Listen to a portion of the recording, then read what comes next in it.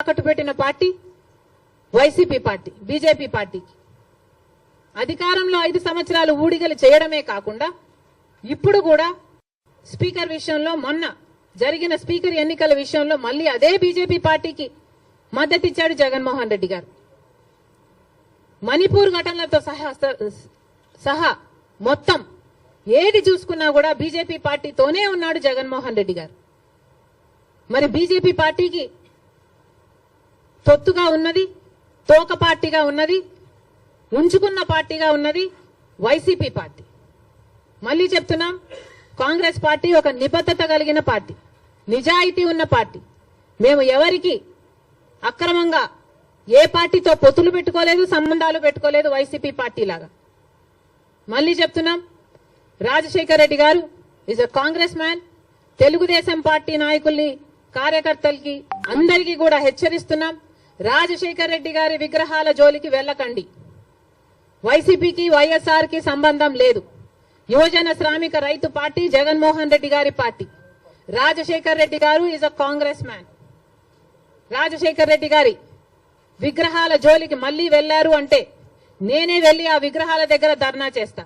ఏ ఊర్లో మీరు బద్దలు కొడతారో ఆ ఊరికి వచ్చి, ఊరికి వచ్చి నేను ధర్నాలు చేసి మిమ్మల్ని బద్నాం చేస్తాం. అంతేకాదు, మీరు గుర్తుపెట్టుకోవాల్సిన విషయం ఏమిటంటే, ఇదే హత్య రాజకీయాలు, ఇదే కక్ష రాజకీయాలు, ఇదే గుండా రాజకీయాల వల్ల ప్రజలు విసుకెత్తి వైసీపీ పార్టీకి గోయి తీసి పాతి పెట్టడం జరిగింది.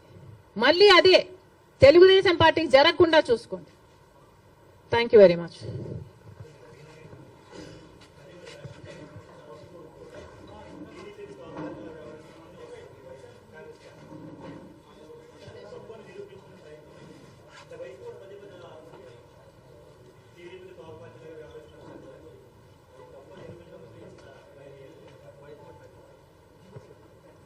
కాదమ్మా, కాంగ్రెస్ పార్టీ ఎవరికి తోక పార్టీగా మేము ఎవరికి ఎప్పుడు వ్యవహరించలేదు కదా. మీరు ఎట్లా నిరూపిస్తారు మేము తోక పార్టీ అని? నేను ఇన్ని ఉదాహరణలు ఇస్తున్నా కదా, జగన్మోహన్ రెడ్డి గారు బీజేపీకి ఎలా తోక పార్టీగా మారారు, ఎలా తోక పార్టీగా ఉన్నారు అని నేను ఇన్ని ఎగ్జాంపుల్స్ ఇచ్చా, ఇన్ని ఇన్స్టెన్సెస్ ఇచ్చా కదా. మణిపూర్ అయితేనేమి, స్పీకర్ అయితేనేమి, మీరు బీజేపీ పార్టీ వాళ్ళకి అధికారం ఇవ్వడం అయితేనేమి, మీరు అధికారంలో ఉన్నప్పుడు వాళ్ళు బిజినెస్ లీడర్ అయితేనేమి, ఇవన్నీ మేము చెప్తున్నాం. మీరు నిరూపించండి. కాంగ్రెస్ పార్టీ ఎక్కడ తెలుగుదేశం పార్టీకి తోక పార్టీగా ఉన్నారు? ఒక్క చోట అంటే ఒక్క చోట కూడా మేము బీజేపీ పార్టీకి కానీ, తెలుగుదేశం పార్టీకి కానీ, పవన్ కళ్యాణ్ పార్టీతో కానీ మాకు ఎటువంటి, వైసీపీ పార్టీతో కూడా ఎటువంటి సంబంధాలు లేవు. Congress party is the only opposition in the state of Andhra Pradesh. Because ఒక పక్క బీజేపీ పార్టీ ఉంది, ఆ బీజేపీ పార్టీతోనే కలిసి ఉన్నారు తెలుగుదేశం పార్టీ అయినా, వైసీపీ పార్టీ అయినా, జనసేన పార్టీ అయినా. బీజేపీ పార్టీ ఆంధ్ర రాష్ట్రంలో ఈ రోజు వరకు కూడా రాజ్యం ఏలుతుంది. కారణం ఏమిటి అంటే, బీజేపీకి అర్థం ఆంధ్రప్రదేశ్ లో బాబు, జగన్, పవన్ కాబట్టి. వీళ్ళలో ఏ ఒక్కరు అధికారంలో ఉన్నా బీజేపీ పార్టీ అధికారంలో ఉన్నట్టే.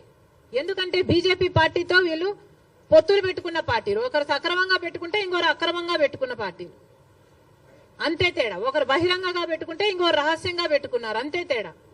కానీ ఆ మొత్తం బీజేపీతోనే ఉన్నారు. జగన్మోహన్ రెడ్డి గారైనా, చంద్రబాబు గారైనా, జనసేన పవన్ కళ్యాణ్ గారైనా. ఒక్క కాంగ్రెస్ పార్టీ మాత్రమే ప్రజల పక్షాన నిలబడింది, ప్రతిపక్షంలో నిలబడిన పార్టీ ఈ రోజు ఆంధ్ర రాష్ట్రంలో.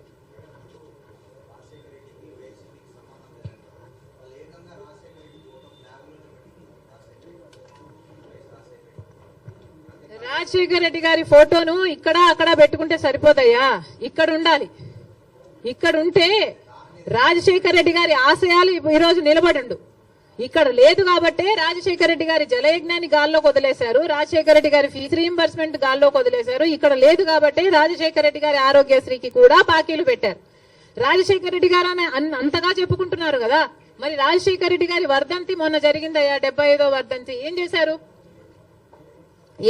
చెప్పండి. 75వ జయంతి మొన్న జరిగింది. 75వ జయంతి రాజశేఖర్ రెడ్డి గారు ఎంత గొప్పగా చేసి ఉండాలి. మరి ఏం చేశాడు జగన్మోహన్ రెడ్డి గారు? 75వ జయంతి కోసం ఇడుపులపాయకి వెళ్లారు. అక్కడ 5 నిమిషాలంటే 5 నిమిషాలు కనీసం కూర్చోలేదు, నిలబడ్డారు. రాజశేఖర్ రెడ్డి గారికి తూతూ మంత్రం లాగా అక్కడ ఏదో నివాళులు అర్పించామని చెప్పుకున్నారు, అంతేనా? సొంత తండ్రి కదా, 75వ జయంతి చేయాల్సింది, అంతేనా? ఎందుకు సిద్ధం సభలని పెద్ద పెద్ద సభలు పెట్టారే మీరు? పెద్ద పెద్ద హోర్డింగ్లు పెట్టుకున్నారు కదా, కోట్లు ఖర్చు పెట్టారు కదా, ఒక్కొక్క సభకి 30 కోట్లు 40 కోట్లు ఎంత ఖర్చు పెట్టారు సిద్ధం సభకి, సభలకు? మరి రాజశేఖర రెడ్డి గారి కోసం ఒక సభ ఎందుకు పెట్టలేదు మీరు? 75వ జయంతి కోసం కనీసం ఒక సభ పెట్టడం కాదు కదా, కనీసం వైసీపీ నాయకులు కార్యకర్తలైనా కలిసి నివాళులు అర్పించారా? ఏం చేశారు మీరు? ఇలాగైనా రాజశేఖర రెడ్డి గారి జయంతి జరుపుకోవాల్సింది. 75వ జయంతి కదా, స్పెషల్ కాదా? మీకేం అనిపించలేదా? మా నాయకుడు కాబట్టే, మా తండ్రి కాబట్టే, మా కాంగ్రెస్ పార్టీ ఓన్ చేసుకుంది కాబట్టే రాజశేఖర రెడ్డి గారి కోసం మేము అంత పెద్ద సభ పెట్టడం జరిగింది. దానికి పెద్ద పెద్ద నాయకులు, ముఖ్యమంత్రులతో సహా, పక్క రాష్ట్రంలో ఉన్న వాళ్ళతో సహా, మంత్రులతో సహా రప్పించడం జరిగింది. సోనియా గాంధీ గారు అయితేనేమి, రాహుల్ గాంధీ గారు అయితేనేమి, రాజశేఖర రెడ్డి గారి కోసం అంత గొప్ప గొప్ప మెసేజ్లు ఇప్పించడం జరిగింది. ఇవన్నీ మేం చేశాం. మీరేం చేశారండి? మీరా రాజశేఖర రెడ్డి గారి వారసులు? ఏం చేశారు మీరు రాజశేఖర రెడ్డి గారి 75వ జయంతి కోసం?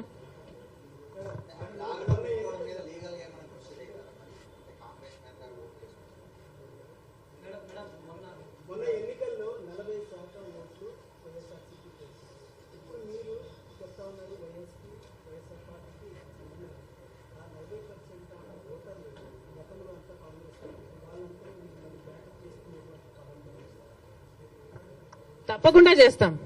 ఎందుకు చేయకూడదు? ఏ 39% వైసీపీకి ఓట్లేసిన వాళ్ళు ఉన్నారో వాళ్ళందరూ చంద్రబాబు గారు ముఖ్యమంత్రి కాకూడదు అని ఓట్లేసిన వాళ్ళు. అంటే గత ఎన్నికలు మొత్తము చంద్రబాబు ముఖ్యమంత్రిగా కావాలా, లేకపోతే చంద్రబాబు గారు ముఖ్యమంత్రిగా వద్దా అన్న లైన్ మీద జరిగింది.